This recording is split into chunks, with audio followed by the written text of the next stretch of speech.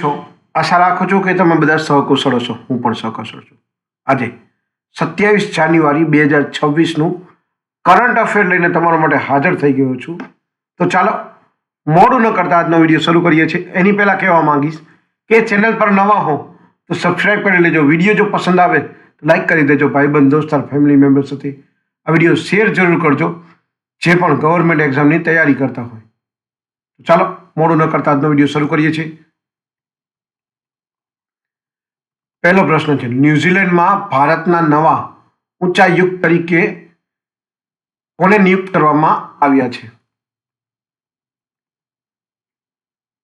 સાચો જવાબ છે મોવાનપુરી સિયાવતી. બીજો પ્રશ્ન છે, ગણતંત્ર દિવસ 2026ની અધિકૃત થીમ શું હતી? સાચો જવાબ છે વંદે માતરમના 150 વર્ષ. ત્રીજો પ્રશ્ન છે, 2026 માટે કુલ કેટલા પદ્મ પુરસ્કારોની જાહેરાત કરવામાં આવી? સાચો જવાબ છે 131. ચોથો પ્રશ્ન છે, આઈસીસી દ્વારા બાંગ્લાદેશના સ્થાન પર કયા દેશને T20માં સ્થાન આપવામાં આવ્યું? સાચો જવાબ છે સ્કોટલેન્ડને. પાંચમો પ્રશ્ન છે, એક જિલ્લો એક વ્યંજન યોજના કયા રાજ્યમાં શરૂ કરવામાં આવી છે? સાચો જવાબ છે ઉત્તર પ્રદેશમાં. પ્રશ્ન છઠ્ઠો, આંતરરાષ્ટ્રીય સ્વચ્છ ઉર્જા દિવસ ક્યારે ઉજવાયો? સાચો જવાબ છે 26 જાન્યુઆરી.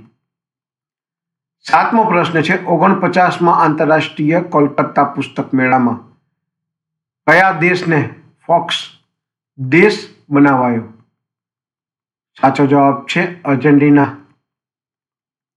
આઠમો પ્રશ્ન છે, માઓવાદીઓ વિરુદ્ધ ઓપરેશન મેઘદૂત કયા રાજ્યમાં ચલાવવામાં આવ્યું? સાચો જવાબ છે ઝારખંડ.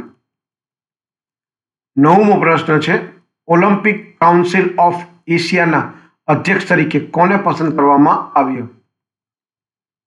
સાચો જવાબ છે શેખ જોહાન બિન હમદ અલ થાનીને. 10મો પ્રશ્ન છે, એશિયાનો સૌથી મોટો civil aviation event wings India 2026 ક્યાં યોજાશે? સાચો જવાબ છે હૈદરાબાદ, તેલંગાણા રાજ્યમાં. તો આ હતા 27 જાન્યુઆરી 2026ના કરંટ અફેર.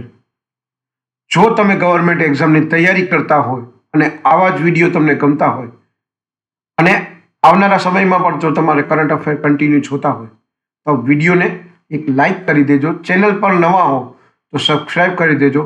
ભાઈબંધ દોસ્તાર ફેમિલી મેમ્બર સાથે આ વિડીયો શેર જરૂર કરજો જે પણ ગવર્મેન્ટ એક્ઝામની તૈયારી કરતા હોય. તો આજ માટે આટલું જ. જય હિન્દ, વંદે માતરમ દોસ્તો.